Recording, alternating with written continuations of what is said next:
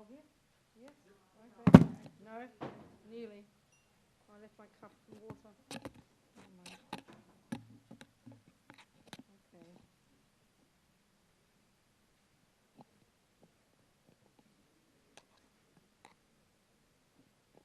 All right. So any questions? Any questions? Any questions? Good. Go, Gloria. Good. Good, darling. Talk to me. Yeah. It's okay. Yeah, done. I think we're there. Thanks. When Robina dies, yes. Okay, Robina dies. Yeah. Whatever it is that goes to the bardo. What?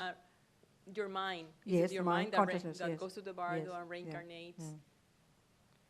Let's say you go to a point where you can remember all the names that you had previously, or Yes, the life that yes, yes. That mind, is it real? Is it permanent? Impermanent? Is it? Okay, first, what do you mean by real? What do you mean by real?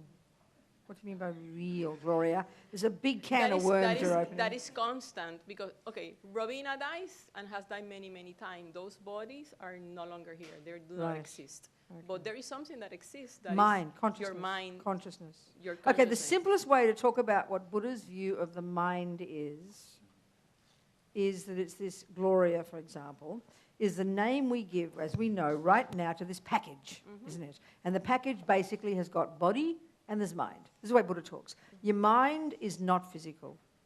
Okay, when we think of something not physical, we would tend to think it's a spirit or a soul and something a bit mysterious. Buddha doesn't talk like that. He says, you've got this mind.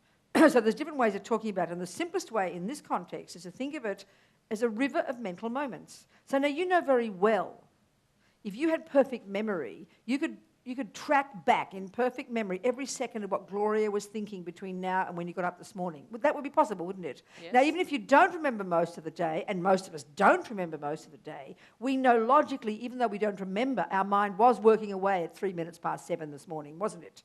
But we don't remember it. So consciousness or mind are the same meaning. It's this ability to cognize. It's this continuity of mental moments that you keep tracking it back. And if you kept tracking back, you'd know you'd go in an unbroken chain of mental moments. You'd got to go right back to the first second of conception in your mummy's womb. You'd keep tracking it back to then, wouldn't you? And then the question is, well, where did that come from?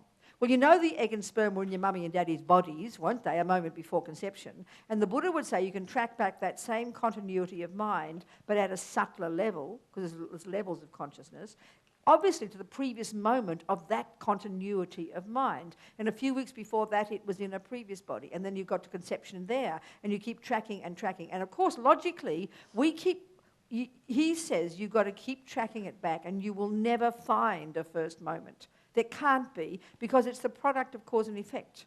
And there can be never a first moment where you say there was nothing before it. You can't have such a thing. Nothing like that exists. Right? So this consciousness also is the second thing about your consciousness. Every microsecond it's doing something. And the Buddha would put it in a very simple way. It's either doing something virtuous, non-virtuous, or neither. Pretty simple way of saying it. The non-virtuous ones have this particular characteristic of being based in the ego grasping. Whether that mind's in an ant body, dog body, giraffe body, or human body, Buddhist psychology refers to all the same, no difference.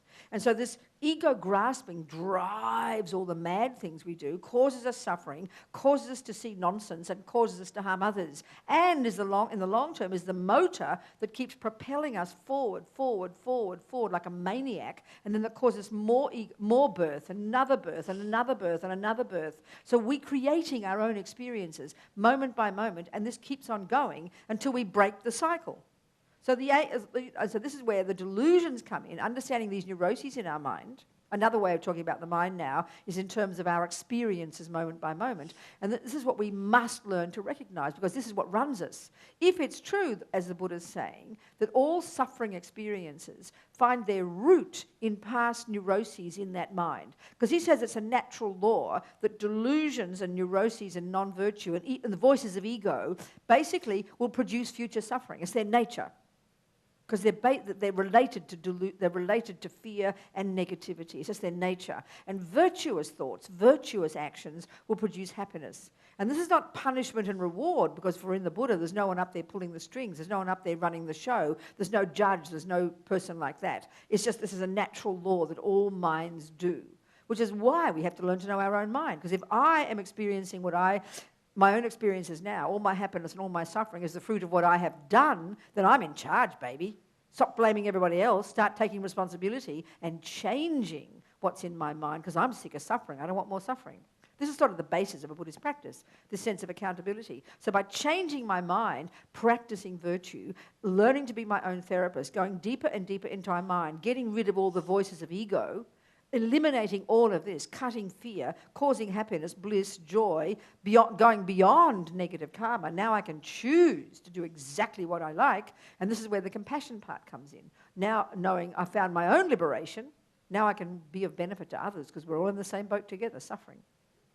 So consciousness is this beginningless and endless continuity of mental moments, the Buddha is saying. And whatever we do, say, and think every second is what programs it and produces the experience at any given moment. So it's a bit shocking what he's saying. To think that you're in charge of your own life is kind of a brand new idea. It's either mummy and daddy or it's God, isn't it? This is an interesting concept. It's very empowering. Rather, it's empowering because I've got to be in charge, got to be on top of it. I've got to be the one responsible, which means I've got to be aware. I've got to be my own therapist. I've got to go deep into my mind to find out what the hell's going on in there. That's the idea. Yeah, but then you have to be careful that you don't do good things because you want to get a better life, because then I'll be attached to better things. But if I am start again, Gloria. Okay. What did you just say? I constantly think about this. Okay, if I am a good person and try to be compassionate and do everything as best as I can. That's right. Isn't it attachment to good things? Because then I think, okay, this will help me to get a better life Gloria. next time. We've got to take ourselves at our own level. When you hear, we were talking in the week, hear the level of compassion that we're capable of achieving, which is completely beyond ego, that's way too high. We can't go there first. You've got to go through stages. So the very first level of compassion we've got to get is to see the advantages to ourselves. I mean, right now we're doing stupid things to harm ourselves. At least do good things to benefit ourselves. There's nothing wrong with that. That's really just plain intelligence. Eventually, you go beyond that and you do it truly out of altruism, but that's way to go. So I always remember when I heard these teachings, I said this last week, when I heard these teachings about what we're capable of, the levels of compassion that we're capable of, I thought these Tibetans were crazy. It seemed too high, Do you understand what I'm saying? Mm-hmm. Like walking around being saints, which in a sense is what a bodhisattva is. It's just a Sanskrit word that we'd call saint, basically. And so Buddha's saying we can all become this. So it's too high almost. So when I heard all this, it was too much for my mind. And I remember that I heard His Holiness say, and I've quoted this, if you want to help others, practice compassion. If you want to help yourself, practice compassion. So it's intelligent to do this. But eventually, as you increase and you go beyond ego, it gets beyond doing it for yourself. But we've got to go one step at a time, baby. So how sensible that you're going to be kind to others because you get the benefit. My goodness, the world will be a happy place. How unbelievable. And that's a really valid top of argument to use in some of the discussions about developing, getting rid of selfishness and self-centeredness, is to look at the logic of how the disadvantages to us of being self-centered. I mean, think of people who are very selfish. Nobody likes them. They fight with everybody. Their life's a misery.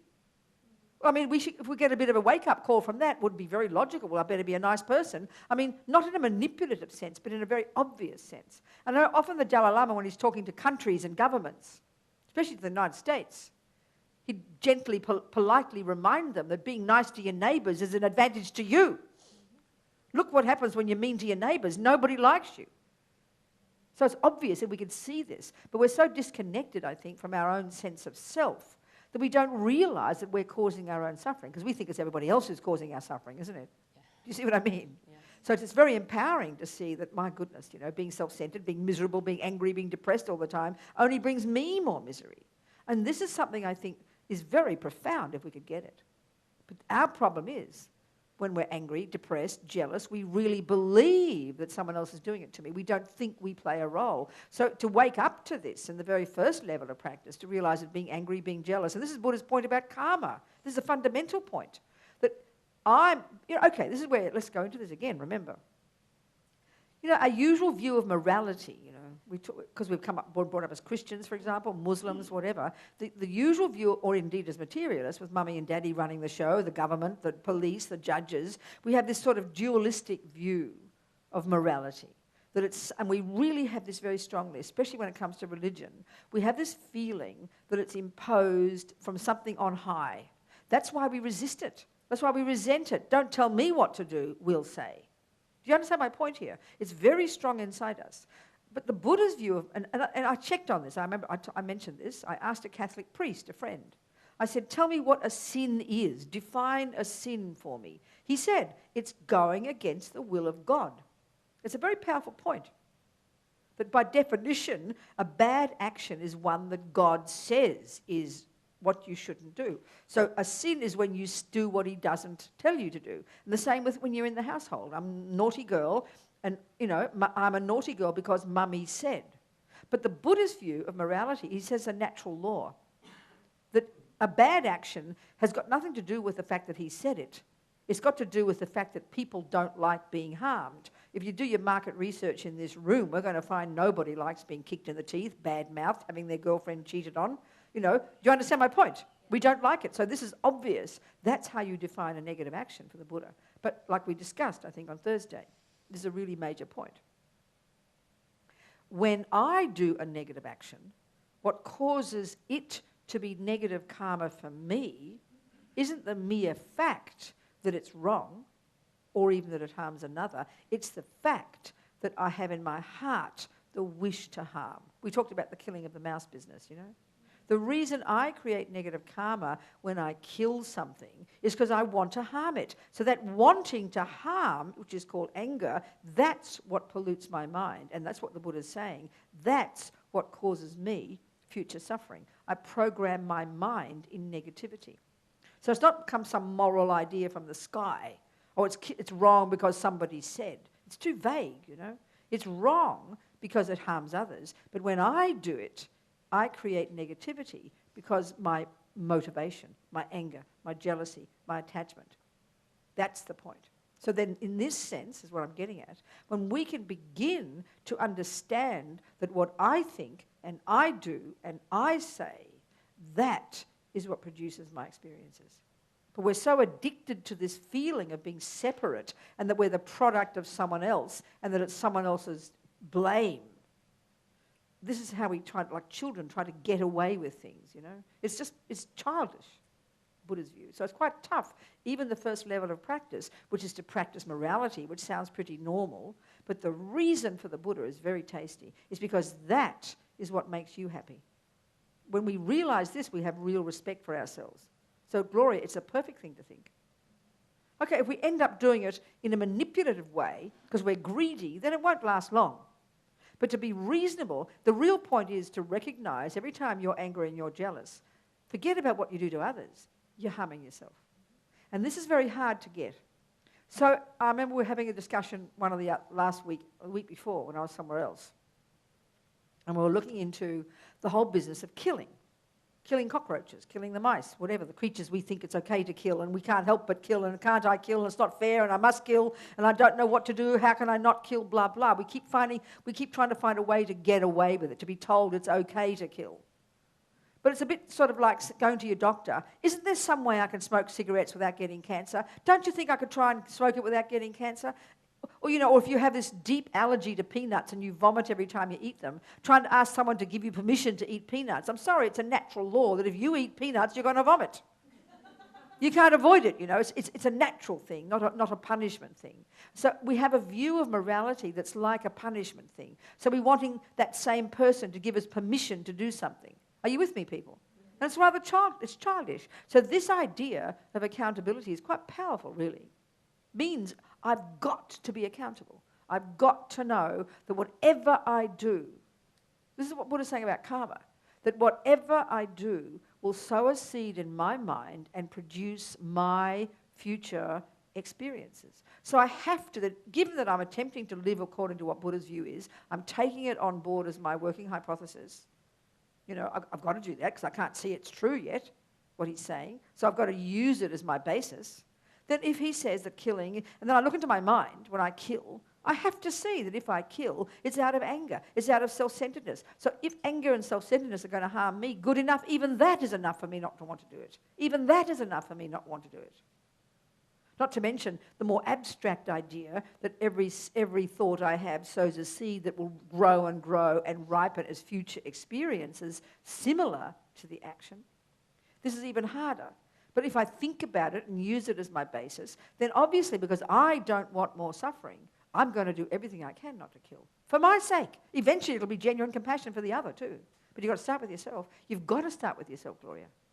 When you have real respect for yourself, Buddha's saying, which means accountability, realizing you're in charge of your own life, that means it's like compassion for yourself. That's very intelligent. And then you can transfer it to others. Do you understand? Yes. So it's excellent. Don't worry about it. It's brilliant.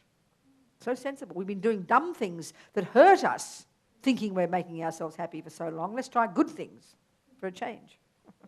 Give up killing, lying, stealing. I mean, we're the recipients of this, and the bonus is that people get happy because we don't harm them. Or as Lama Zopa says, if you make a decision not to kill, the beneficiary is you, but the rats and roaches, they'll all have a party because you leave them in peace, Lucky rats and roaches. Actually, I remember in Montana, where they have the deer shooting season, there's a particular, I've read about it, there's a block of some piece of land where the owners refuse to let hunting. So the deer all know, and they all come there in the hunting season. They come and live in the field where they know they don't get killed. Isn't that amazing? They know that they don't get killed there, so they all rush off to this little place until the hunting season's over. And they leave again. I think it's amazing. Wow. So anyway, the rats and roaches will have a party if we leave them in peace. So the one of karma, we're sort of surprised to think that would be a good way to think to help us understand emptiness, but it really is a powerful one. Can you kind of see that? Because if you realize that the consequence of this ego business is self-pity, misery, not fair, poor me, always moaning, always complaining, blaming everybody else. Can you hear that part we recognize, right? Well, when you think about karma, that counteracts that. It makes us grow up. It makes us strong and brave and accountable and stop blaming others. And that's how it's so helpful to understand about, therefore there's no I from its own side. At the very first level, dependent arising in terms of causes and conditions, The second one is more subtle. It demands we know our minds well. So the biggest practice there, really in the second level of dependent arising, that there's no I that doesn't depend upon parts, there's no I separate from parts. The biggest teaching, the biggest learning here is to develop this incredible awareness and clarity about our own thoughts. Because this idea, like I said before, that if every thought we have should be a thought that's in sync with reality, it makes sense. I mean, it's like if you're learning mathematics, every thought you have that's related to mathematics has to fit with mathematics, doesn't it? It can't just be random, weird thoughts, like I said before. But we're so used to having random, weird thoughts, thinking it's normal to have random, weird thoughts. Well, Buddha says it's mental illness, and we don't need to have it. We can have that same level of clarity and precision that Gloria has when she plays music, that you have when you learn computers or learn driving. We get it when it comes to scientific, physical, artistic, creative things. But when it comes to emotional things, we're like beyond ridiculous, We all even think, oh, well, it's my mind. I'm allowed to think what I like. Like, in other words, I'm allowed to think that 1 and 1 is 19. Yeah, you are allowed to think 1 and 1 is 19, but you'll be in big trouble. You won't communicate with anybody. You'll go crazy. So why not have thoughts that are in sync with reality? This is not how we tend to think of our feelings and emotions, But it's a very powerful one. So then if we really do want to try and sort out facts from fiction, I like to say it, that means we have to hear our thoughts. And they're going to such subtle degrees.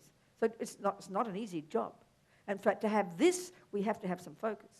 And that means we've got to be on the alert as much as we can to listen to all the crazy thoughts before they get to the level of emotion. So when there's no awareness of your mind, like in my life, there was no awareness of my mind. I wasn't taught it. I wasn't given introspective techniques. Well, I was religious. I was completely in love with God, Our Lady, the saints. I go to Mass every day. I did all that, but I didn't know how to translate it into knowing my mind, you know? So I didn't know I was angry until the words were vomiting out the mouth. Now, some of you don't maybe get angry, but you don't know you're depressed until you can't get out of bed one morning. But that's a bit late, you see, and that's our trouble. Our culture, we think, you know, when you're really practically having a mental breakdown, then you think it's time to go to the therapist. Well, it's a bit late. You know, way too late. I'm sorry. It's like driving on the freeway at 120 k's an hour. Whatever you drive here. We call them k's in Australia, so we shorten everything. A k's a kilometre. Oh, you go M's. What do you say? How many? You go miles. We shorten everything in Australia. We call them k's for kilometres. Anyway, you're driving. It's as if you're driving on the freeway at 120 kilometres an hour, and you're about to crash, and you discover you can't drive. That's how we are now. We're living our lives having no idea about our minds, having no idea about happiness, sadness, love, generosity, whose fault, my fault, his fault, whose fault. We're just lost, and we wonder why we have problems. We can't drive. So we've got to go back to basics and learn to know our own mind and start being in charge of what the hell comes out our mouth and everything else, you know. And that demands listening to our thoughts. Being our own therapist is absolutely incredible. But it takes masses of work. And this is where emptiness comes in. The more and more we can hear our thoughts, okay? So one of the big distinctions is between a so-called virtuous thought and the non-virtuous, which means the neurotic, needy, anxiety thought, jealous thought, depressed thought, low self-esteem thought, hurt thought, not fair, poor me thought. You get my point, people? We have these all the time. And then distinguish between those and the genuinely virtuous thoughts of wanting to be kind, loving, blah, blah, blah, you know. And we've got them. This is how come we're in this room instead of the gun club. We've got them, there's no question. But they're so mixed up for us now. There's like a big soup of emotion. You with me? I mean, the fact is, we've all got delusions. It's the same as the animals, the same as the psychos and the terrorists. But our saving grace is that we've got a few virtues that we can access. Aren't we fortunate? I mean, the Buddha would say it's because we practiced really hard in morality and goodness and generosity in a past life, that we can just access that kindness. We can have a good sense of conscience. We can recognize what is good and what is bad. It's because we've practiced it really hard in the past. How fortunate we are. How fortunate we are, you know. So fortunate, because we've got access to our virtue, which are habits in our mind. So what we're trying to do is grow those. But our key job is to really make this distinction between what seems just like this big lump of me, you know. I'm generous, I'm kind, I'm fat, I'm this. We don't really give much distinction to all the thoughts. We've got this very vague sense of me. So we've got to listen to the pieces much more precisely. We've got to put the microscope of our own mind onto our thoughts and begin to be able to distinguish in this soup of emotion. Oh, there's a jealous thought. There's an angry one. That's attached one. That's kindness, but it's very mixed with attachment. Be careful, Robina. That's generous. That's this one. You understand? We've got to really have clinical understanding of all these endless thoughts and start giving labels, accurate labels to them. This is the recipe for sanity. It really just takes time. It just takes time. Our problem, one of the big problems of doing this job, is because we're so addicted to looking out there. We're looking at him and her and them all the time, never stopping, assessing what they're all doing. Got to look, turn the spotlight inside. Huge job. It's not natural to us. It's not natural to us, I tell you. We've got to really learn to practice this. And then what I'm getting to in relation to looking for the I, when we're really wanting to understand emptiness, then one of the excellent techniques in the day, I was saying to Gloria roughly, the millisecond, another way to say it now, the millisecond the I doesn't get what it wants, you know. Instead of, like let's say, the smallest thing, could be the tiniest thing on the road and some fellow drives in front of you. And straight away what we do is, like I said, we launch into the description of what that guy just did. How dare he, blah, blah, blah. You know, already you've missed the opportunity. You've missed the opportunity. Because that second, if we're really trying to look it to the eye, and your point, what it is, she's still there, yeah. What's your name? Enid. Enid's point. Then you're going to be so glad when a bad thing happens. You actually be pleased. Because it's the trigger for you to catch, that second, to catch the story as it pops up. And because that moment is when you'll feel the I strongly. If you're driving along feeling all relaxed and easygoing, there's no feeling of I. Are you with me? But the moment the I gets disturbed, the anger rises, the annoyance, the irritation, the frustration, the jealousy, the hurt, even a mild one, that's the opportunity to catch it and not look out there, but look in here. And hear what's being said. Catch it, the story, the words. It takes time, but this is powerful because then you can begin to discriminate between the thoughts that are ridiculous thoughts that have no basis, which exaggerate and distort reality, and the ones that are reasonable. This is already an incredible practice. And this, in other words, distinguishing between the virtuous and the non-virtuous thoughts. And then you begin to see that the negative ones, you know, the feeling is true. We have a strong feeling. The feeling is true. But it's just the symptom of these ridiculous, exaggerated thoughts. And when you realize that all the negative ones, by definition, exaggerate. That's their nature. They exaggerate. That's their nature. You know a person, you don't even think about yourself, but you know people, some people who are very emotional, angry easily, jealous easily, depressed. Depression's harder to see, but the volatile emotions. You can hear them. They're always exaggerating everything. You know, especially if you don't see things the same way, you think, God, they're so ridiculous. They're so good. Or they go on about things, you know, because the delusions exaggerate. So you can see it when a person really gets angry easily. They just don't have an emotion, but they over-exaggerate the bad thing. Like the red light comes, it's like an atomic bomb got dropped on them. It's a red light, you know. You can understand. You see what I'm saying? All delusions, not the physical, but the story in the head that informs the physical emotion, is an exaggerated description of the event.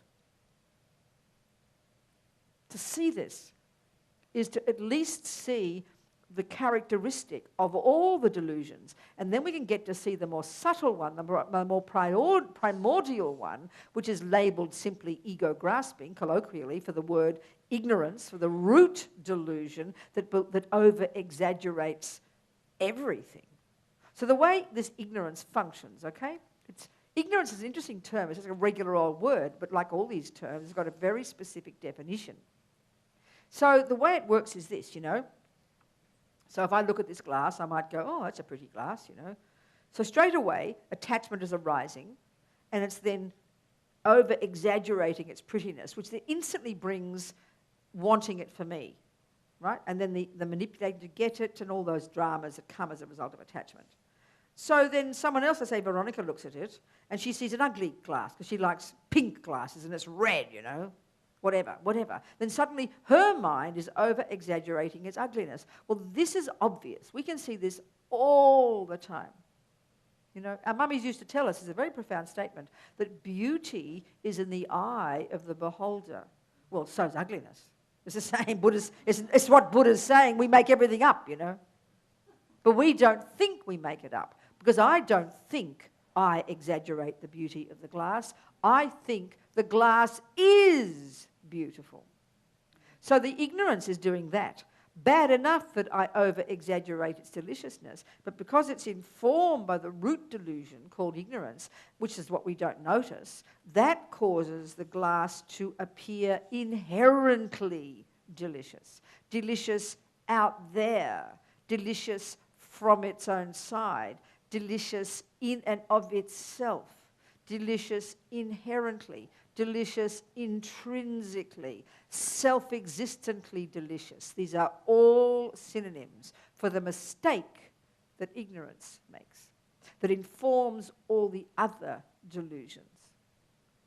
Ignorance just doesn't function on its own. It informs all the other delusions. So seeing as if, like the chocolate cake, it's like it is for us. It's out there, isn't it? So delicious. And you look at the feeling, like especially if food is one of your attachments, maybe you're not attached to food. I'm attached to food, right? So, it's one of my attachments. So anyway, what it means is attachment thinks about it when it's not there. That's hilarious, really, isn't it? We spend all our lives thinking about things that aren't there, planning to get them, wishing we had them, if only we didn't, and blah, blah, blah, But thinking about it when it's not there, and when it's there, it's just like this. It's exactly like this. This is how it is, and this is the ignorance part. The attachment part makes it look delicious. My mind, my attachment makes it look delicious. That's a shock already, because we don't think it's my mind making it delicious. We think it's delicious in itself. Like as if when you made it, you put 2 eggs, the chocolate, the flour, and deliciousness, a spoon of deliciousness into it. We really believe it's this way. That's the ignorance part. It's seen as self-existently delicious, meaning I'm sitting here, innocent victim, and this cake comes along. And there it is, looking delicious, begging me to eat it. What's it got to do with me? It's not my fault, is it? Isn't it? This is how attachment is. We talked about this. That's seeing it as self-existent. It's out there. Nothing to do with me. I'm this innocent victim and this delicious cake comes. And equally the ugly thing. Nothing to do with me. This ugly person comes along and says mean words. This is how it feels to have ego grasping. I'm this innocent victim of that delicious thing and the ugly thing. In other words, we blame people for making us suffer, but we equally blame people for making us happy. It's exactly the same function. We dump it on them.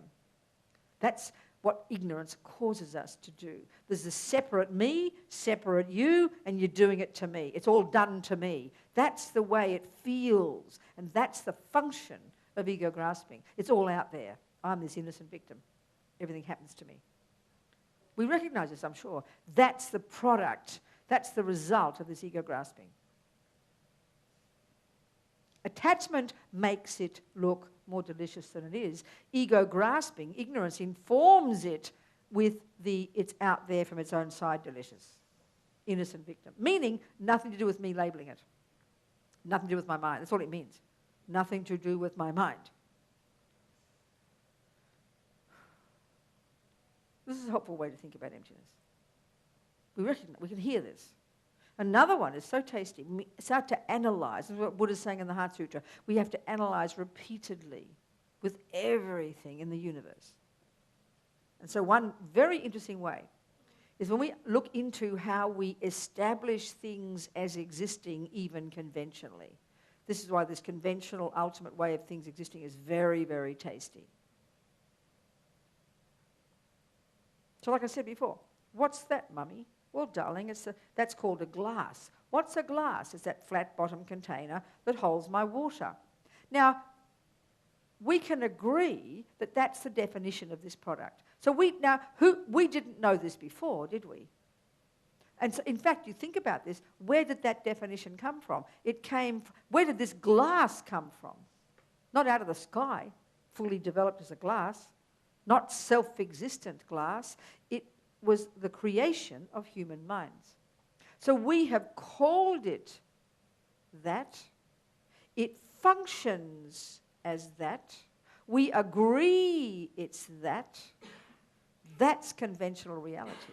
That's what it means, conventionally existent.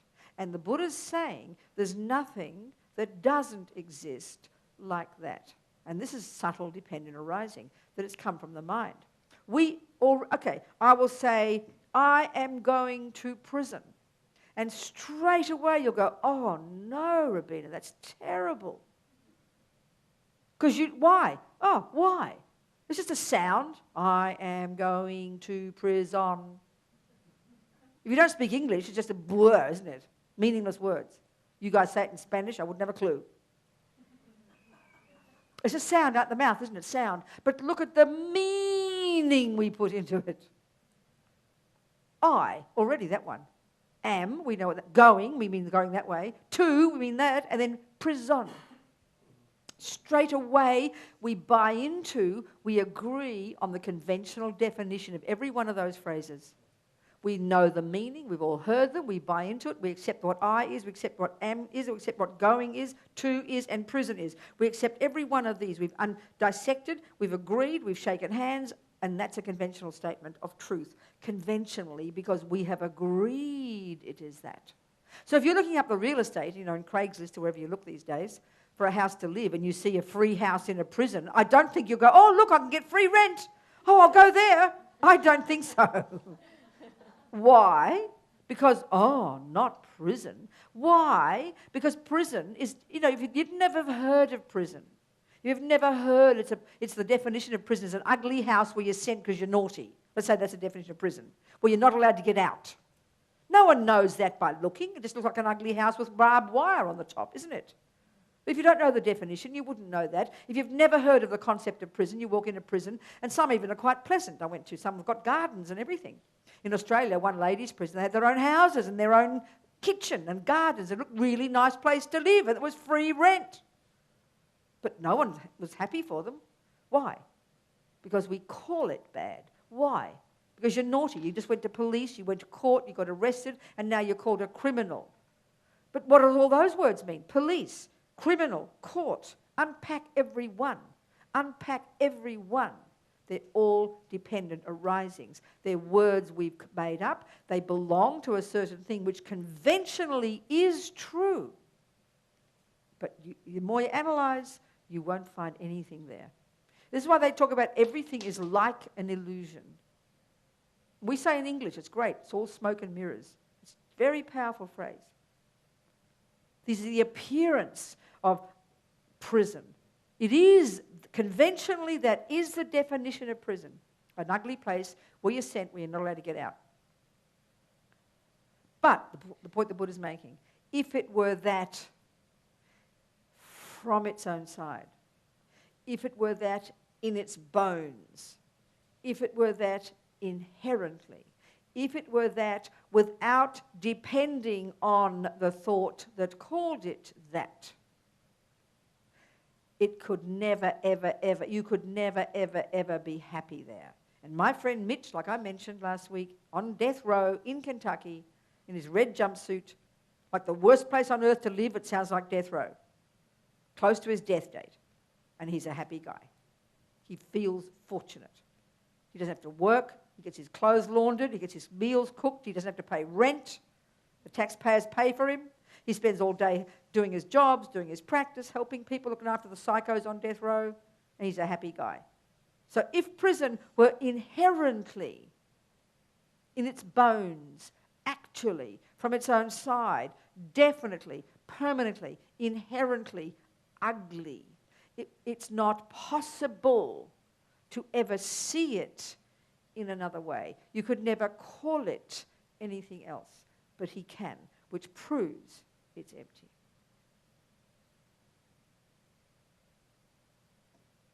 This is subtly dependent arising.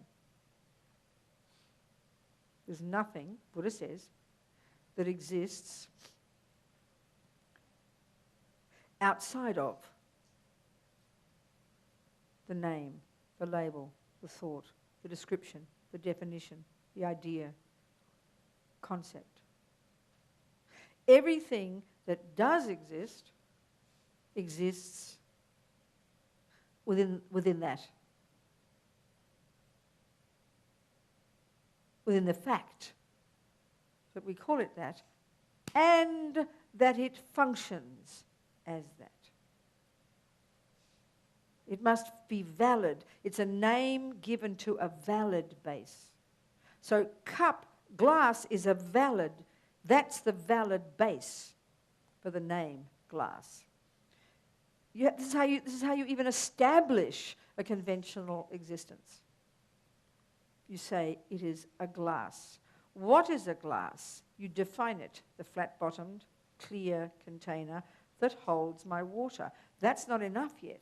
You've got to prove it fits the definition. So I get the water, and I pour it in. But even there's one more thing you're supposed to do, and check that there aren't any other valid cognitions, valid thoughts that contradict that. When there aren't, you can then tick the box, all shake hands, write the contract, agree. That's a glass. That, Buddha says, is how everything in the universe exists.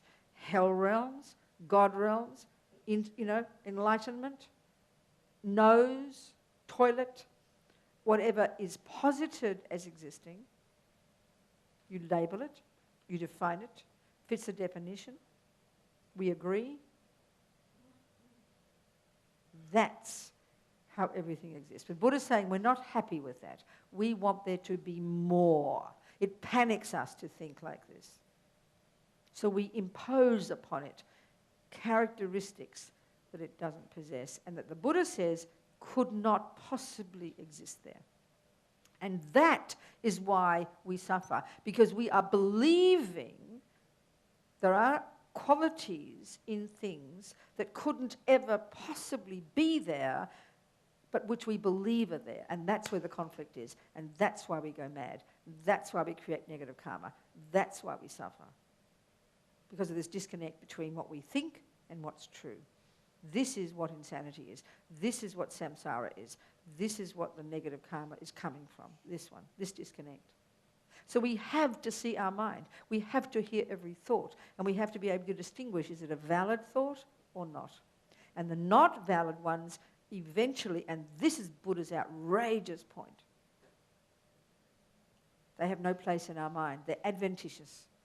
They're adventitious, this word you don't even use in our ordinary life. You've got to look up the dictionary. It means not at the core of our being. This is Buddha's entire point. This informs his practice from day one, that all minds have the capability to be in sync with reality. That all minds have the capability to remove from that mind the thoughts that aren't valid, the thoughts that aren't in sync with reality. They are not at the core of our being, those thoughts. They're the cause of all suffering, and they're adventitious. And that's what nirvana means. And that's why we have to see our minds. That's why we have to understand Buddha's model of the mind. We must. We have to. No choice. This is the job to be done. This kind of level of clarity and precision. And of course, without it, Buddha says, without concentration, it's a literal impossibility. Why in the long term, to do this job properly, we have to get single point of concentration, this marvelous technique that the Hindus invented, centuries ago. Because the thoughts are so, the non-valid thoughts, the neurotic thoughts, the thoughts that don't have a basis in reality, the delusions, the neuroses, are so ingrained, so habitual, so primordial. It really, really takes time to unpack, deconstruct, and then finally rid the mind of them. And the more we understand this, the more we understand logically how we can become enlightened. Because an enlightened mind is a mind that's rid itself of all neuroses. It's not just some emotional idea. It's a logical thing, Buddha says. So this is why we have to understand the way the mind works in Buddhist psychology. Buddha's view, Buddha's model is very specific. This particular, like I'm saying, this particular function of the neuroses, the emotional component we know about, the fear, the distressing part we know about. But the delusional part is hard for us to see because we so believe in the stories. It's hard to see that they're not true. When Danielle's eyes are so bad, when he never sees red ever for a second, all he ever sees is blue, it's very hard for him to forget that what he's seeing isn't true. If he saw red for 5 minutes every day, every time he saw blue again, he'd remember the mistake. But when you only ever see the mistake, we're addicted to it, and not only do we think it's like that, but we believe it's like that. That's the part that keeps us locked into samsara. So we have to understand this very specific point in Buddhist psychology, that the delusions have this characteristic of being conceptual, liars, misconceptions. It's tough to see. We have to hear. So the proof, it sounds so, a simple example again, but the Buddha's saying, remember Buddha's saying, all the delusions are adventitious. This is extraordinary finding. All neuroses, all misconceptions, all disturbing emotions, all delusions are adventitious. They are not, meaning they're not integral to who we are. They're not necessary. They're unnecessary. We don't need them. They don't belong. They're not at the core of our being. Therefore, the logic is they can be extracted from our mind. When we get that concept, that idea, that's pretty tasty. Then we can begin to understand how there are some thoughts we have in our mind that are valid, meaning they're in sync with reality. And there are some that aren't valid, which means they're not in sync with reality. So that's easy to prove when we have simple things like, I say there are 2 glasses on my table. Conventionally speaking, we know that's not true. That's an invalid thought. That's a delusion in my mind. I have a thought that says there are 2 glasses on my table. We know it's not true. So, this can prove now how you can become enlightened, which means a mind that's free of all lies, which is a mind that is rid of delusions. So you point out the mistake to me. You remind me of my mathematics. You remind me.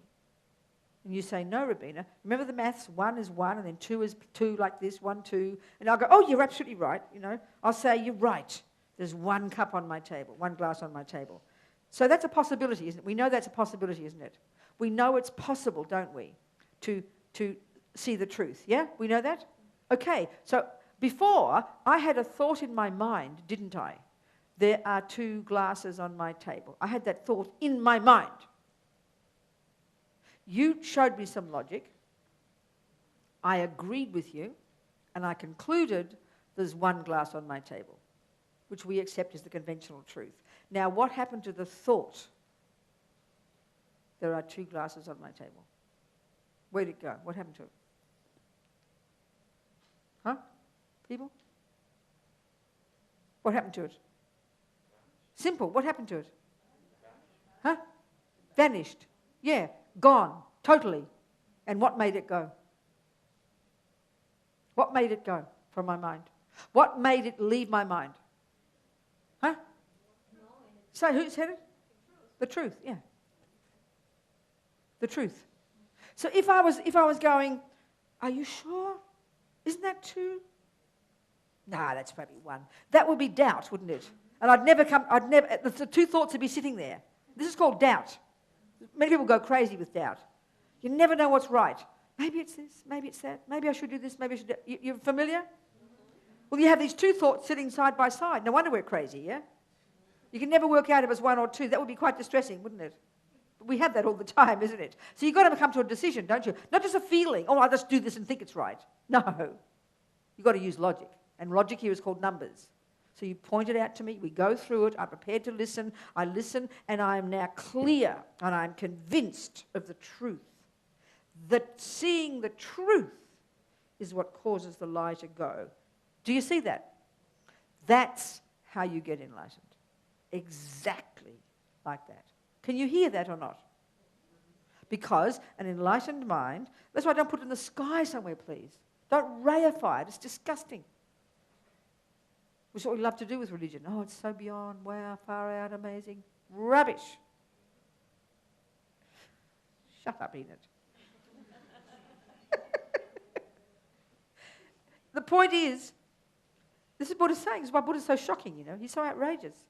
He's saying, hey, babies, you can all become a Buddha. And what's a Buddha? Well, when you're Buddha, Gloria, when you're Buddha, dear, your mind's going to pervade the universe. You'll see everything that exists. You'll see all the minds of all sentient beings, all the past and all the future. You'll know all their karma ever since the beginning of this time. You'll have infinite compassion for every single one. And the bonus is you'll be able to manifest your mind in millions of forms throughout millions of universes for millions of eons for the sake of these suffering millions of sentient beings. Now, that's a Buddha. And that's what your mind is like when you've removed all the lies. So the lies must be pretty deep, mustn't they? You get my drift? You people don't talk to me. Yes. Are you guys really normally this polite? Are they being polite or something? This is typical Puerto Ricans. You're very traditional, quiet little people. Wow, amazing. You all just make you good Catholics, I think. It was very funny in our centre in Melbourne, Tara Institute, it used to be a Catholic church. And it's got this stained glass and everything, and So now we have Buddhist classes there. And of course, the altar, where the altar was, is where the throne is, and people sit there. And then when my sister Julie, who doesn't even like going to church, she came there, she was too scared to walk on the altar part. No, I can't walk there, she said. It's the altar. It was just this deeply ingrained in her mind, you know. She didn't want to go too close. Oh, no, that's the altar, she said. I can't go there. Anyway, so the point is, what I'm getting at here is, it's surprising to us, is what I'm saying, to hear that these huge emotions and guilt and rage and hurt and blame and shame and attachment and junkie, these things that we see are driving so many humans to think that they're misconceptions. It almost seems like a joke, doesn't it? And that's what we've got to see. That's the unique approach of Buddhist psychology. And I think even for most Buddhists, we're not clear about this. I mean, like I was joking to Veronica recently. I just said most people think Buddhist psychology is about being mindful. Excuse me, it's so disgusting to think that. It's embarrassing. I'm sorry. I mean, nothing wrong with mindfulness. But as Lama Zopa likes to point out, thieves need mindfulness. So don't get too excited. Buddhist psychology is amazing, you know, but it's kind of hidden to most of us. Are you with me? Yes. So we've got to start looking, you know, but we've got to learn it first. Nuts and bolts. Learn the word. I remember when I first heard these words, I first learned low rig. It was boring. Attachment is a delusion that over-exaggerates the good things and will cause you suffering. Oh, yeah, don't recognise that one. It's taken even any talking that I can do about it now. It grows slowly, you know. It takes time to see this the workings of this mind of ours, you know. As Lama Yeshe says, I can tell you about attachment for one whole year. You know, we'll never begin to understand it until we start looking deeply inside. And the fact is, too, the way we think even of attachment is like, you know, a cute little thing that means, oh, I like chocolate cake. But we were talking last night, actually, and really, it's got multiple facets. So the first level of attachment is like the level of energy. We're born with this huge, from past attachment, it multiplies every time you get reborn. It grows massively. And the first level of attachment, which we wouldn't even label attachment in our culture, but this is the product of past attachment, is that you're born with this incredible feeling of dissatisfaction, an aching feeling. And look at some of us, it's really seriously deep. We call this self-loathing. We call this low self-esteem. It's just terrible. Or if you get, you know, okay, you've got this deep sense of dissatisfaction. So then the next level of it naturally has to be, if I'm dissatisfied, I'm then going to hanker after something, aren't I, to fill up the gaping hole. That's the gross and obvious level of attachment. And then you're going to have 75 different varieties of that, depending on the other qualities in a person's mind. So, you know, you might see a person, we talked about this last night, who's anorexic. Then you're going to see a junkie. Then you're going to see a pedophile. Then you're going to see a thief. We necessarily wouldn't think they're all suffering from the same disease, but they are. It's called attachment. But each person's got a different sort of other set of characteristics that impact upon the attachment. Let's say, or another person, for example, you've got a person, you know, who is, even creativity is a function of attachment, where it embellishes sound and things. So a person is very clever at being creative. That's a function, actually, of this bare bones conceptuality that embellishes something. But you, let's say, get a person who's got a lot of attachment, but very kind of gross level, attached to sex, attached to food, you know, attached to the sense objects, who maybe add to this maybe not so intelligent, then add to this maybe not very kind, add to that they lie, then that's a particular kind of person. Then you have another person with even more attachment, but they're truthful, they're moral, they're kind. You get what I'm saying? There's so many pieces to one person. You've got lots of good qualities in there, but this person's got masses of attachment, but they've got morality and they work with it. You're going to see a very powerful person there. Each person is different because each piece. We've got all these bits, like all these bricks that make up a person. Some people have more morality. Some people have more lying. Some people have more greed. Some people have more, all these different qualities. So you look like all these different people with different problems, but they look like they're different. In the West, we all call them different problems. But they're all the same. They're all because of attachment, but manifesting in a different way. Some people into the sense objects. Some people are attached to killing fish. Some people are attached to torturing. Some people are attached to eating food. Some people are attached to having a thin body. Some people are attached to alcohol. Some people are attached to money. Some people are attached to getting what they want. I'm one of them. I don't care about money, drugs, houses, boyfriends. I look like I'm, and renounced. Forget it. I like to make things happen and have them done my way. You kind of agree, see what I'm saying? You've got all these different packages, but the fundamentals of Buddhist psychology have not changed in 2,500 years. And if this Buddhist psychological model is enough to get you enlightened, I've got a feeling it's enough to work on depression and anorexia and everything else.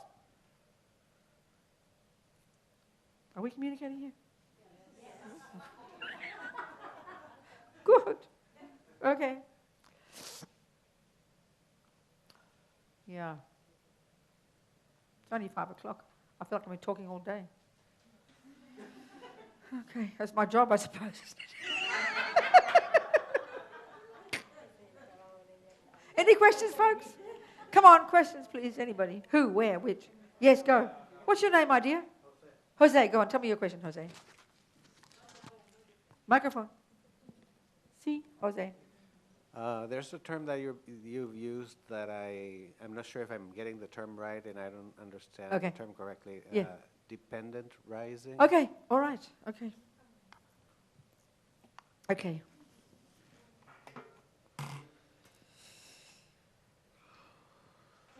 Like we're saying, the actual way, the ultimate, the word for how things exist, finally, ultimately, the term for it is emptiness.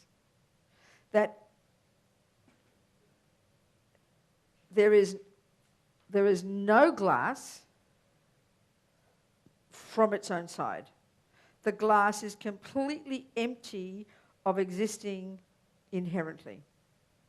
There's nothing from the side of the glass. This is the words for it. And the shorthand for that is emptiness. Okay? Just the words. That's ultimate. Ultimate. Then you've got how the glass does exist conventionally. Right? So the Buddha says, and we can see this, glass, which we define as that flat-bottom container that holds my water, does exist in dependence upon various factors. So the term for that is dependent arising. That glass arises, comes into being, exists in dependence upon, first, countless causes and conditions. This is the one of karma we were talking about for people, right? So I remember when I first heard about dependent arising from my philosophy teacher, he said that the object called Robina, which is obviously why I remember it, because I was the object, he said it can be said that everything in the universe up to the first moment of Robina is validly a cause and a condition for the existence of Robina. And it's fairly evident. You can prove it. Once you start looking at the causes of this phenomenon or that phenomenon, it's the same. One of the first causes for me is her mother, right? Would you agree? So then clearly there wouldn't be a mother if she didn't have a mother, and then that she wouldn't have a mother if she didn't have a mother, and you keep going back to beginningless mothers. That's just the mothers. And then there's the fathers. Then there's all the other conditions that had to be in place in order for the person called Robina to exist, right? So it's really obvious if you start to analyse a glass, you're going to go back to the first moment of this universe because you're never going to stop. Every time you posit a cause of this, you've got to posit the cause of that, and then the cause of this, and then the cause of that, and the cause of this. So this is the simple way they talk about how everything in the universe is, using it as a noun, is a dependent arising, or is an interdependent phenomenon, or exists depending upon something. Do you understand? And this is the flip side of emptiness. As Lama Yesi put it, thinking about how everything comes into existence or exists in dependence upon this and this and this is the proof that therefore there is no glass from its own side. Because ego instinctively is thinking, although we don't realize we're thinking it, that there is a glass that does exist out there from its own side, having nothing to do with anything else. We don't think we think this, but Buddha says this is what we think. So thinking about how glass comes into existence in dependence upon all the causes and conditions is the first logical argument out of the three to prove how, therefore, there is no glass from its own side. Jose? All right? Good enough? Good. Then the second, the more subtle one, the second level of dependent arising is the one we did with the self, which is the good one. That there is no Jose. There's no Jose among the parts. Like we thought before, Jose, has a nose. So there's, we think, so okay, again, my way of putting this one about the thoughts, okay? So in Jose's thought, in his mind, you say to yourself, I have an ear, a nose, and a hand. You can say that thought, can't you? You're going to say that thought, and it's a valid thought generally, isn't it? Because you can point to Jose, we can point to the ear generally. But if we analyze it, Buddha says, it's going to be a problem. It's going to be a problem. Because we can say, can't we, this is one way of talking about it. In Jose's mind, he just heard the thoughts and he writes them down. I have a hand, a nose, and a foot. So those four things. Now, naturally, because you've got the thoughts, eye, hand, nose, foot, whatever, then those thoughts will point to four separate phenomena, like we said before. We think this. But we realize that you can point conventionally on Jose, you can point to the nose, you can point to the ear, you can point to the hand. But we assume there's another little piece in there called Jose the owner, the mini Jose, the mini me in there. We think like that. We think, another way to put it is all your thoughts in there, we think there's a landlord called Jose who's kind of running the show.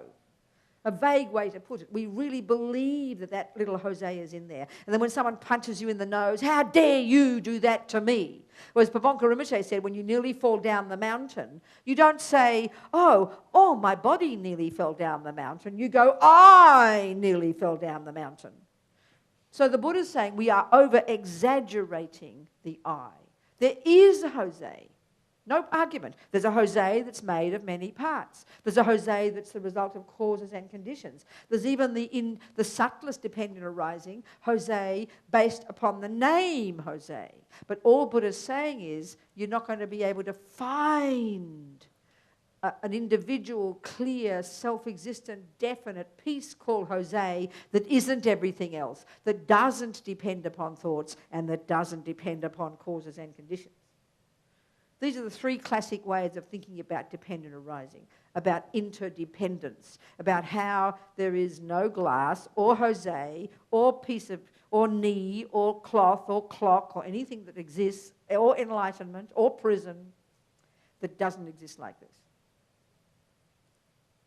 So thinking about how things exist in dependence upon causes, in dependence upon parts, in dependence upon the thought labeling it is the way to think about how things exist as dependent arisings. This is not a noun we'd use properly in English, it's just we're turning it into a noun. Things arise in dependence upon many, many factors. So dependent arising is said to be conventional truth, and emptiness is the conclusion you come to by thinking about these things. Is that clear, Jose? A little bit? All right. Listen, they study this for 30 years in the monasteries, and then they meditate for another 30 to get it.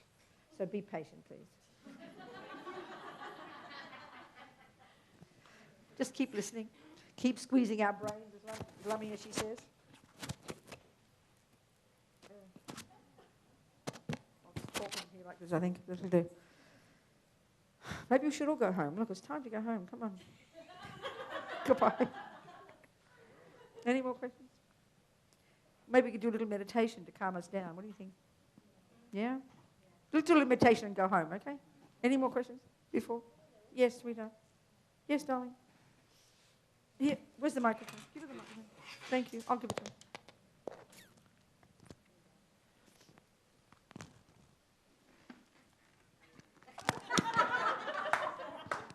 I'm a bad catcher. You're a good catcher, darling. Talk to me. It's on. There are some persons following the teaching through internet, and one of them has a question. Yeah, please. Who is it? What's their name?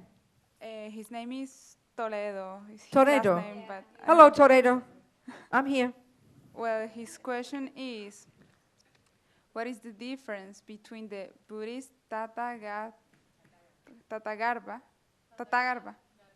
Garbha and the Hinduist Atman?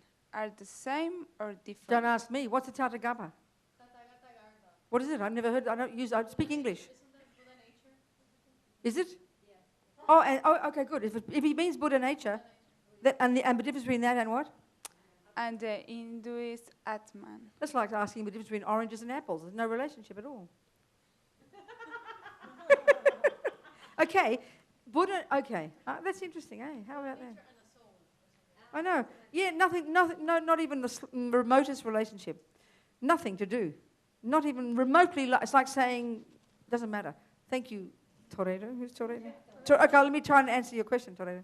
Okay, the Hindu position of an Atma, a soul, a self, an I, is this first position, and indeed the second one, that there is an I that can be found that isn't the aggregates.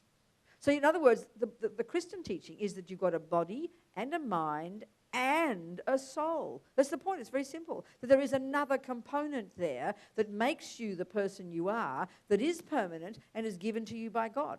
The Hindus may be slightly different, but as a variation on that view. And that's Buddha's exact argument that you can't find that one. So that's that.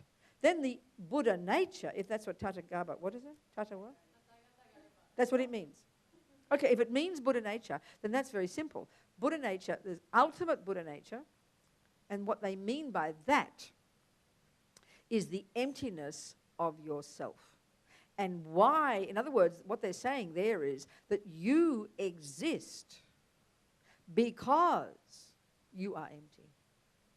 Things exist because they are empty of existing inherently. And then the second one, the conventional Buddha nature is the mere conventional, the capacity that you've got to accomplish Buddhahood and the working on your mind day to day. So there's no relationship between these things. Buddha nature, in other words, is not some special little secret part of yourself, which is what Toledo's questions seem to indicate. And if I'm wrong, he can email me back and tell me I'm wrong. But there's nothing like that. It's not a question of that. Emptiness of your mind is the ultimate Buddha nature, which means you can emptiness of yourself, because things exist in general, Buddha says, because they are empty. Because emptiness is dependent arising. Dependent arising and emptiness are like flip sides of the same coin, you know. The final middle way is when you realize these two simultaneously. Because right now, for us, they're contradictory. They're the two extreme views. Every time we hear emptiness, we go, oh, there's nothing there. Every time we hear dependent arising, we go, oh, thank God there's something there. Both are extreme. Neither is valid. Middle way is that there is a cup that does exist upon this and that. And that proves, therefore, there is no cup that is inherent. Because inherent means not depending. That's, yeah. And the Atma is the one that Buddha says exactly is not existing, which is something inherent. Buddha says nothing inherent can exist. It's an impossibility. It's an utter and complete and total impossibility. Yeah. What else? Any more questions? Yes. Maria Isabel is her name. Who? And she's Who? asking Maria Isabel. Maria Sabel. Yes. Hello, Maria Sabel. She's asking if when you recite mantras, are you attached to the sound that permits you to develop the quality you want to reach? What is she? Can she answer us? Is she listening to us now? Can she answer the question? Yes, yes. What does she mean by, are you attached to it? What do you mean by that? Well, Or she's emailing. Okay, You have to I'll email ask her. her, but I don't know if she's going to answer right now. You have to email her. Oh. So she's not listening. Can I ask something? Yeah, go on. Sure. In the meantime. Yes. Yes. Okay. So therefore, the mind also is empty. Yes. Okay. There can be nothing that exists Yeah. that isn't. Exactly. Impossibility. Nothing. Nothing. And all the Buddhist schools, up to the Prasangika Madhyamika, you've got these different levels of Buddhist schools. You've got the ones that all argue with the first view. The next lot all argue with but the third one is the subtle dependent arising, and that only the Prasangika Madhyamika. There's all these different schools of thought. All the others say there has to be something there that can be pointed to as the self. And this final view, which seems nihilistic, says there cannot possibly be anything that does exist, that exists outside of the thoughts naming it. As Lama Zopa says, it's the subtlest one, the hardest one to find. Yeah, of course. Because anything that's inherent means it doesn't depend on anything. And anything we can think in our own life, nothing exists that doesn't depend on something. It's a simple way to put it. Yeah. Impossibility. Mm-hmm. Nothing there. Well, roughly speaking, her question again. Say it again. Just say it out loud. Is she just simply saying that the very saying of the mantra is what causes you to get the meaning? If you are attached to the quality you want to develop through the reciting of the mantra. She means attachment as a delusion, does she? You're assuming that. I'm assuming that, but I'm Well, not sure. If there's mostly attachment, you don't get any qualities. You can't. Attachment is pollution. If she just means the saying of it all the time, simply the saying of it, of course, that's the practice of getting it. Of course it is. Yeah. Okay, thank you. Don't know. She doesn't say that, does she? But she's not there anymore. I'm not sure. Okay, darling. Okay. Any other questions before we do our meditation and go home? Yeah. Yeah. Someone. Yes. Why does Buddha say in the sutra that there is no ignorance and there is no end to ignorance? No ignorance No, and that's right. There's no, he says there's no, or he says there's no, yeah. Let's just quote him exactly. there's no ignorance nor end of ignorance. Maybe in your translation, I don't know, mine's different. Hang on a sec. I can't hear it. Hang on a tick. I'll get you this one. Well, George translated It's like in the this one. second or third paragraph. All right, hang on, darling. Oh, there's no, oh, that's right. Yeah, there's no, that's right.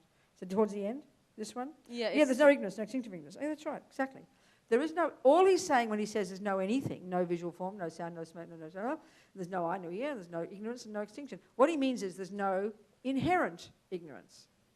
But he's just to make sure we really have got it right, there is extinction of ignorance, right? But there's no inherent extinction of ignorance. That's all he's saying. So there's no inherent ignorance. And to be really sure, he's saying, and there's no inherent extinction of ignorance. There is ignorance, but not from its own side. There is extinction of ignorance, but not from its own side. So all he means is there's no inherent ignorance and there's no extinction. There's no inherent extinction of ignorance. Just double checking we got it right. That even the emptiness, even the absence of ignorance is also empty. You with me? Okay, that's all. And there's no extinction of aging and death. He means there is extinction of aging and death, right? Okay, there is a visual form conventionally. There is an eye, an ear, a nose, a body, right, conventionally. But there's no inherent eye, no inherent ear, no inherent nose. There is ignorance, cause of all suffering, and we can eliminate it, which means the extinction of ignorance when you realize emptiness, right? But there is no inherent extinction of ignorance. That's all he's saying. Does that make sense? Doesn't it? Yes. That makes sense, people? Good. Anything else? Anything else?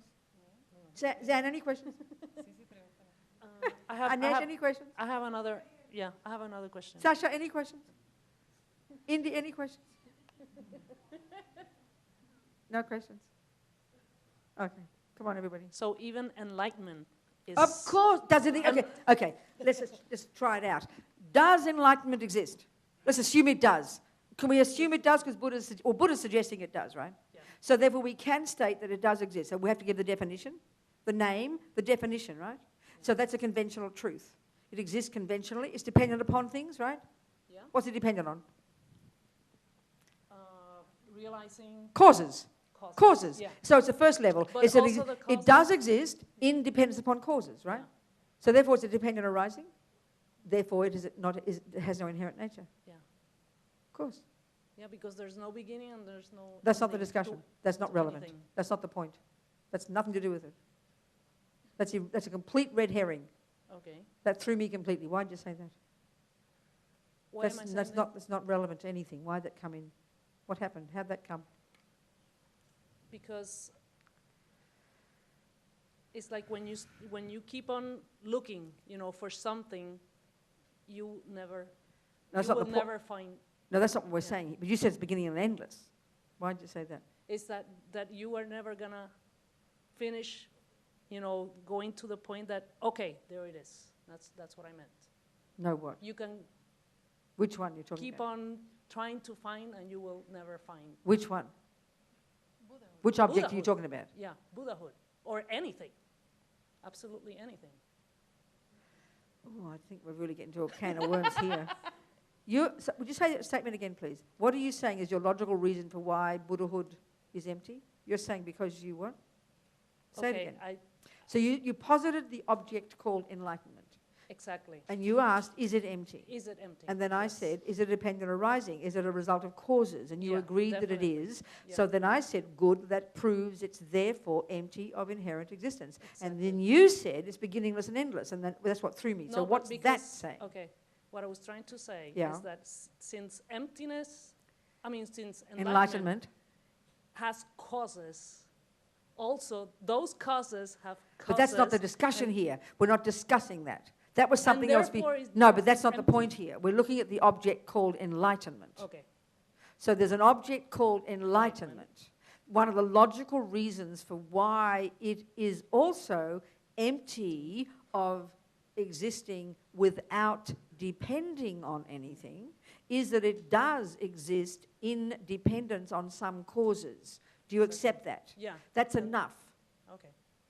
I happened to make that other statement before, that it can be said that everything in the universe up to the first moment of enlightenment, / Robina in this case, is a cause. But that was to prove there are countless causes, that's all. Yeah. Not because you keep going back and back. Okay. So the point here was, all we needed is one reason to show that enlightenment, like a glass or a person, does exist, and to prove that it is empty of inherent existence, one proof is that it does exist in dependence upon causes. So what is one of the causes of the phenomenon called enlightenment? Realizing emptiness. Good. So that's one cause. Enough to prove, therefore, it does not exist without depending on something. That's enough to prove it. That's it. Don't go further. Okay. Do you see what I'm saying? Yeah. Good, okay. Something else over here. Somebody had something. I heard a noise from a mouth. Come on, no more. Okay, let's do a little space out meditation for 5 minutes, okay? It's so boring you think you're not doing anything. So just close your eyes, sit up straight, okay? Don't slump into your chair if you're in a chair. Have your feet firmly planted on the ground. And we'll just go through we'll go through the classic sitting position. If you're sitting full lotus position on the floor, great. That's the perfect position to really get all your subtler energies aligned nicely. But if we're not sitting in full lotus, sit with one leg up. If not that, then ordinary cross-legged. If not that, like some of us, in chairs. Okay. So the next point will be your legs. The next one is your back. And all the meditators say your back should be very straight. Think of your spine like an arrow, ramrod straight, okay? The coccyx is the head of the arrow pointing into the earth. So then the next thing they say, your shoulders. Well, your hands, okay, the classic one is like this, with the left hand here, and then the right hand like this, see? This is a classic one, with the two thumbs here, touching. I've heard there's two subtle channels related to bodhicitta at the tips of the thumbs, like this. Otherwise, you see yogis putting their hands like this. You do what you like, okay? Your hands. The third one is your shoulders. Huh? Shoulders, okay? Shoulders very square, not slumped. And I like to think of it this way. Think of your entire skeleton, actually, like hanging on a hanger. It's ramrod straight, isn't it? Your bones are completely straight. That's how your body should be. But then all the flesh and the muscles are kind of like hanging on those bones, very relaxed. So it's really important to have the body upright, because at the subtler level we have these subtle channels, and the airs, all the wind energies, the prana, travels through all those channels, and our mind is connected to those air, those wind energies. So it needs to be not slumped. Very upright is excellent. And then your head is the most important, they say. Your chin should slightly be tucked in. Your head tilted slightly forward. And the jaw relaxed. Best, they say, to have your lips apart and have the tip of the tongue resting behind the top teeth. They say that's the best way to not have to dribble and have too much spit, you know, when you're really meditating seriously. Apparently. So, your tip of your tongue behind your top teeth, breathing through your nose, and then finally your eyes. Best to have them looking down. And ideally, all the meditators say to have your eyes open, because then if in the daytime, the light comes in and it keeps your mind very sharp, which is very important. But obviously for most of us, we get too distracted. So maybe just for these few minutes, have your eyes closed or have lightly closed. But underneath your eyelids, having your eyeballs looking down, as if you're looking along your nose at the ground. So just settle now into this position. Very unselfconsciously. Relax. And remember, though, your body doesn't meditate. It's just we need the body in a conducive position. That's really important. Your mind meditates. The body's, in fact, in the way, you know, this big lump of stuff. So anyway, now we're going to just do something really simple for 5 minutes, 3 minutes maybe, good quality. You're going to be focusing not on the breath, which is an external object. We're going to focus on our thoughts. So you just have one part of your mind, awareness, attention, if you like. Attention is one of the many parts of your mind. So imagine that you've got your attention focused very strongly on whatever pops up in your mind. Don't make it pop up. Don't think about the thoughts. Don't analyze the thoughts. Don't judge the thoughts. Don't get involved in the thoughts. It's almost like you're watching television with no opinions. Just observe your thoughts, okay? Whatever arises, let it come and let it go. That's it. But super focused. Do not lose focus for 1 second. Make a strong determination you won't space out. You're going to be really focused. This attention focused on your thoughts.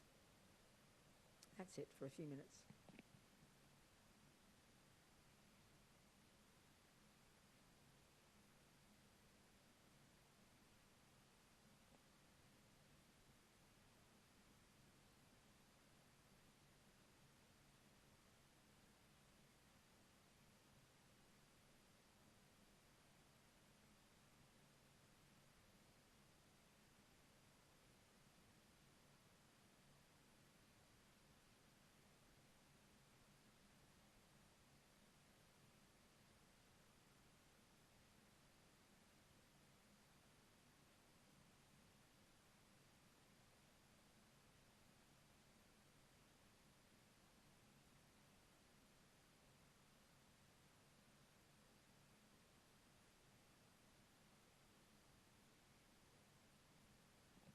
Don't space out. Just stay focused on your thoughts. Let them come, let them go.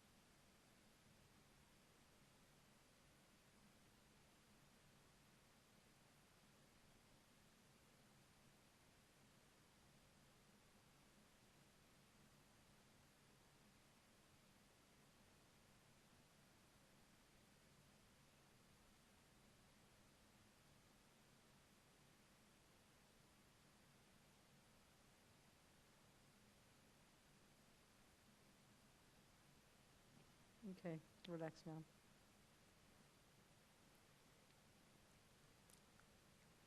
You see, whatever object you use, it's the same idea here. Whether it's the breath, your thoughts, a visualization. I mean, there's more benefit in having a visualization, there's more power. But the idea from our side is to simply focus and not do what the mind naturally does, which never stops chatting, you know.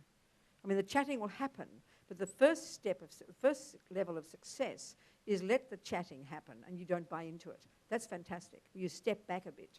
That's already marvelous, because then you'll get more chances to listen to what the thoughts are saying. If you're really locked into the thoughts and chatting away mindlessly, you don't notice what they're saying. You're too close. You've got to step back. And don't be scared that your mind is going on, because but at least you start to see it. Then you can start to listen and label accurately and begin to distinguish. That's the part that takes time, you know, to make sense of what we're seeing, what we're listening to, and then to start the arguing and the adjusting, fixing the thoughts, you know. This is what the job is. All right. I think we can go. Don't you think? Time? Enough? I know. I discovered that I really do say much more words than most people. I discovered that. People all the time, when people transcribe like an hour and a half talk I give, it takes like 36 pages. Somebody just sent me a transcript of, a 2-hour talk. And most people's are 8 pages apparently. And mine was 36. So that must be very exhausting. I always say that, and I did try to talk slowly. In the beginning I did. I succeeded in the beginning, didn't I? Talking slowly? I did. Maybe I only did about 20,000 words. Maybe it's value for money, except you don't pay any money, do you? So I'm so stupid, I'm sorry. Thank you, everybody. I'll see some of you tomorrow. We delight in what we've just done. Shall we delight in what we've just done? Rejoicing. All these thoughts, all these seeds we planted. Remember the way Buddha's talking. Not a single thought goes astray, okay? Which is both scary and fantastic. Not a single thought goes astray. Everyone sows a seed. So it's scary and fantastic. So good, all this hard work we've done today, nearly 4 hours, non-stop, all these thinking, all these amazing thoughts, helping us see the meaning of reality, looking into our minds, taking responsibility, lessening ego. How amazing, how marvelous. Be delighted, okay? And never give up, never give up. That's the one, never give up. And dedicate all this virtue we've planted in the mind, may it ripen as quickly as possible, exactly as we motivated in the beginning, in the development of our amazing potential for the sake of sentient beings. Okay. Madre Tare, liberando del samsara. Tu Tare, liberando de los 8 temores. Tara, Madre que libera. Por favor, otorga el don de la longevidad. Por las bendiciones de los gurus raíz y del linaje, por los logros espirituales de los Yidan, dioses y diosas, por los métodos hábiles de las dakinis y los protectores del Dharma, que podamos realizar gozosamente la esencia de nuestras esperanzas. Gendun Tenzin, eres afable, benevolente y bondadoso. Por favor, permanece con nosotros durante una larga vida. Expande tus actividades iluminadas en todas las direcciones y continúa madurando y sustentándonos a mí y a todos los seres sintientes. Desde este momento y durante todas nuestras vidas, manténnos bajo tu tutela. Sé nuestro amigo, nuestro divino y virtuoso guía. Limpia la degeneración de la ignorancia. Ayúdanos a realizar rápidamente nuestro recorrido por los senderos y caminos y a alcanzar los 3 cuerpos de un Buda. Por la verdad de la realidad incambiable y por la bendición conjunta de la indestructible Sangha, que la esencia de estas oraciones se logre rápidamente. Que por los méritos de esta virtud pueda alcanzar rápidamente el estado de un Guru Buda y pueda llevar a este estado a todo ser sin excepción. La mente de iluminación es suprema y muy preciada, que donde no ha surgido surja, que donde ha surgido no disminuya, que cobre cada vez más fuerza. La visión correcta del vacío es suprema y muy preciada, que donde no ha surgido surja, que donde ha surgido no disminuya, que cobre cada vez más fuerza. Así como el valiente Manjushri y Samantabhadra distinguieron los fenómenos tal cual son, Yo también dedico estos méritos en la mejor forma, siguiendo su ejemplo perfecto. Dedico todas estas raíces de virtud con la dedicación que es considerada la mejor por los victoriosos asidos de los 3 tiempos para poder realizar todas las buenas obras.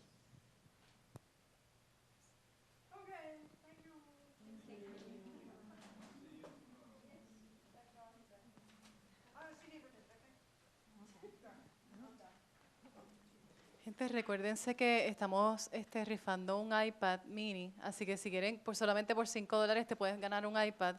Las taquillas las tiene ella, esa señora ahí de la camisa azul.